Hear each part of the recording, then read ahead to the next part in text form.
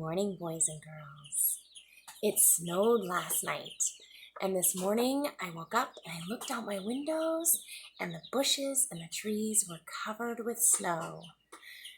I love how it looks like white lace, like on the edge of a tablecloth or a lady's pretty dress when the bushes are covered in snow like that. It seems strange for it to be snowing because it's supposed to be spring, but this is part of spring.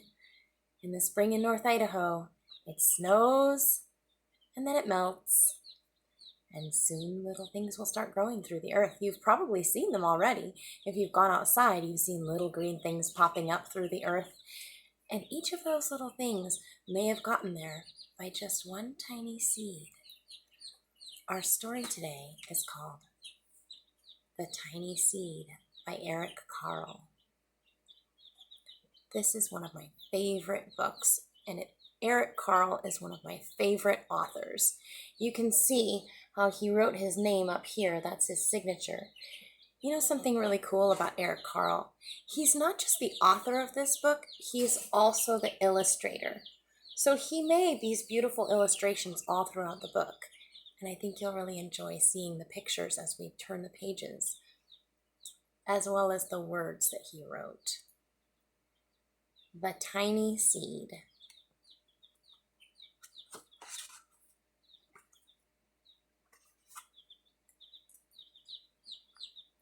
Ooh, that almost looks like the snow.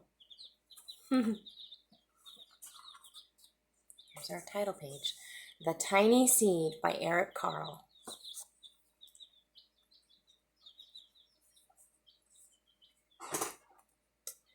It is autumn.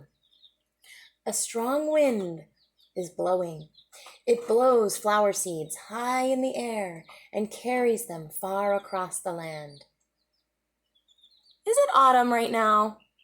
It's not autumn here, but in this story, in the beginning, it's autumn. One of the seeds is tiny, smaller than any of the others. Will it be able to keep up with the others? And where are they all going? I'm going to move this a little closer so we can get a little more light. I wonder where all those seeds are going.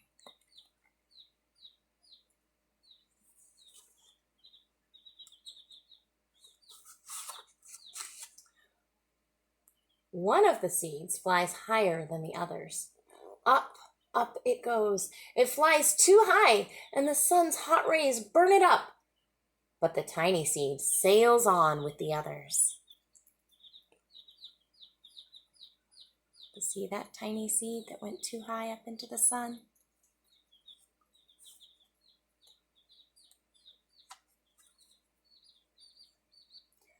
Another seed lands on a tall and icy mountain.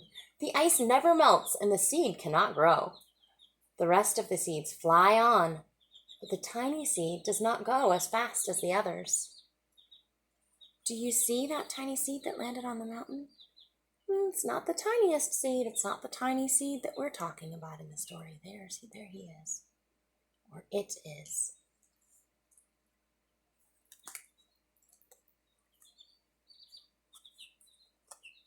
Now they fly over the ocean. One seed falls into the water and drowns. The other seeds sail on with the wind, but the tiny seed does not go as high as the others. See that tiny seed? And I love how Eric Carle made this beautiful illustration of the ocean with the fish. Remember, boys and girls, when we read the story by Eric Carle about life under the ocean, and I showed you the pictures that my Aunt Judy had sent of what the real ocean looks like and how colorful it is?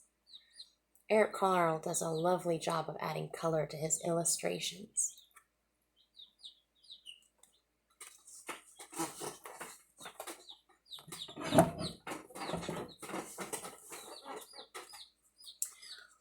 One seed drifts down onto the desert. It is hot and dry, and the seed cannot grow. The desert is hot and dry, isn't it? Now the tiny seed is flying very low, but the wind pushes it on with the others. Do you see that seed that landed in the desert? And the tiny tiny seed over here. There it is. Here are the cactuses in the desert.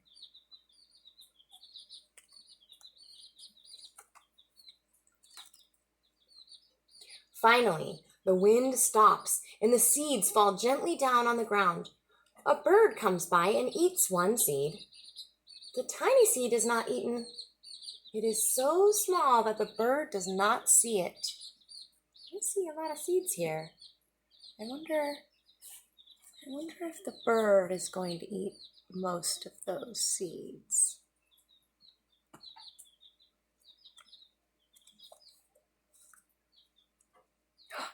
Now it is winter. After their long trip, the seeds settle down. They look just as if they are going to sleep in the earth. Snow falls and covers them like a soft white blanket. A hungry mouse that also lives in the ground eats a seed for his lunch. But the tiny seed lies very still, and the mouse does not see it. Do you see that hungry mouse? A lot of the seeds that are now growing into green things that you see coming up out of the earth maybe traveled just like that tiny seed through the air and landed on the ground in the fall, were covered by a blanket of snow all winter long. And then, I wonder what happens then.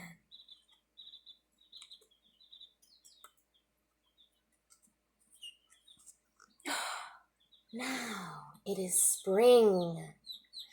After a few months, the snow has melted. It is really spring.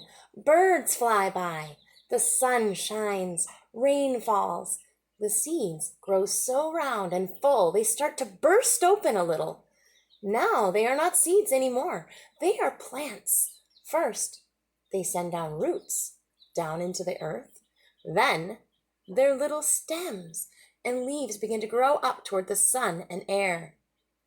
There's another plant that grows much faster than the new little plants.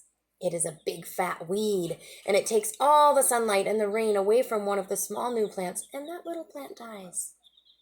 You see that little plant there? It's just not quite big enough to survive under that big weed. Now, if you look carefully, you can see there are roots going down underneath this plant here, and the stem and the leaves coming out. The tiny seed hasn't begun to grow yet. It will be too late. Hurry! But finally, it starts to grow into a plant.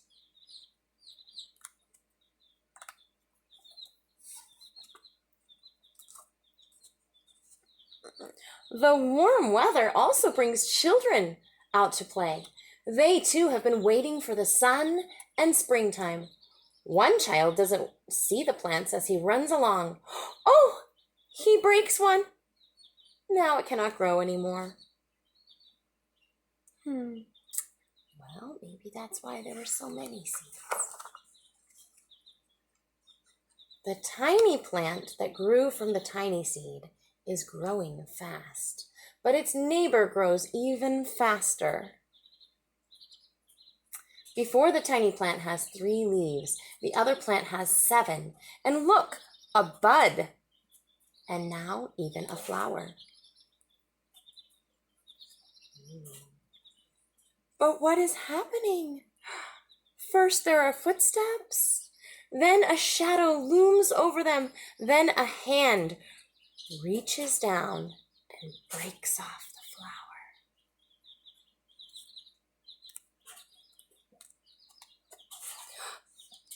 A boy has picked the flower to give to a friend.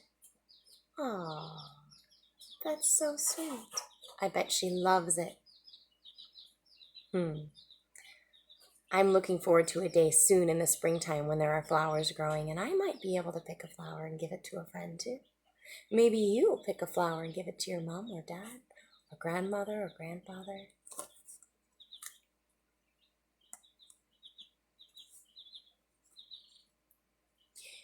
It is summer, Now the tiny plant from the tiny seed is all alone. It grows on and on. It does not stop. The sun shines on it and the rain waters it. It has many leaves and it grows taller and taller. It is taller than the people. Look at the people. It is taller than the houses. Look at the house. And now a flower grows on it. People come from far and near to look at this flower. It is the tallest flower they have ever seen. It is a giant flower.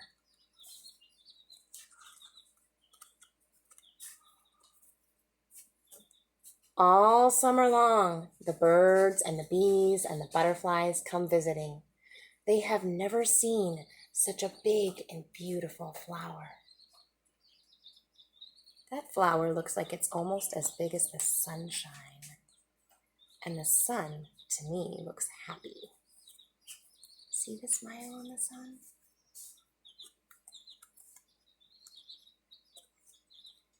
Now, it is autumn again. The days grow shorter, the nights grow cooler, and the wind carries yellow and red leaves past the flower. Some petals drop from the giant flower, and they sail along with the bright leaves over land and down to the ground. See the petals that are coming off of the flower, sailing away with the leaves? Looks like autumn, all the colored leaves on the trees.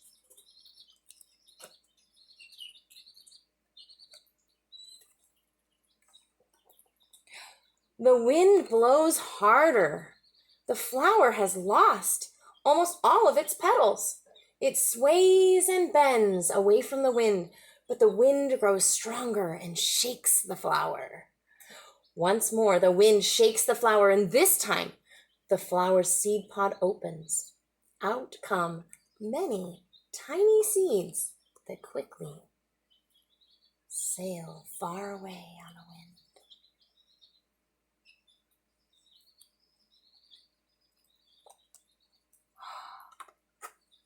That's the end of the story.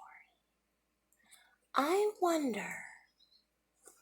wonder what is going to happen with those tiny seeds that sailed away on the wind. Maybe they too will find a landing place and someday become beautiful flowers. Boys and girls, I hope you liked our story, The Tiny Seed by Eric Carle. Today, when you look outside, even if it's cold out, you might see little green things popping through. At my house, everything is still covered in snow, but it's supposed to get warmer this afternoon and the snow will melt, and underneath, there may be a tiny seed just waiting to grow. I'll see you soon, boys and girls, and I'll be back with another story to read you. Have a wonderful day.